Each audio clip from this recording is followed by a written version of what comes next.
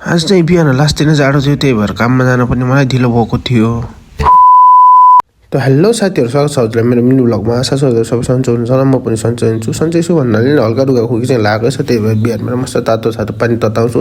तातो पानी तताएर पिएर मस्त नास्ता सास्ता बनाएर दिएको थियो बहिनीले चाहिँ। त्यसपछि नास्ता सास्ता गर्छु, नास्ता सास्ता गरेर भएर सर लाएर काममा जान्छु।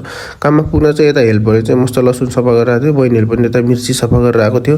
त्यसपछि म त यता यसो सेटिङ मिलाउनु पऱ्यो भनेर गाडातिर हेर्छु। त्यसपछि लगभग सेटिङ मिलाउँछु। सेटिङ मिलाएर भएपछि एक साइडमा मस्त नेपाली गीत बजाउँदै अनि त्यसपछि सर लाएर पानी सानी तताउनु राख्छु। यता मैले चाहिँ मासु काटिरहेको थियो दिउँसोतिर, लगभग दिउँसोतिर दोकान रेडी भन्छ, टेकनसँग रेडी भएर अर्डर पनि म चालु गरिहाल्छु।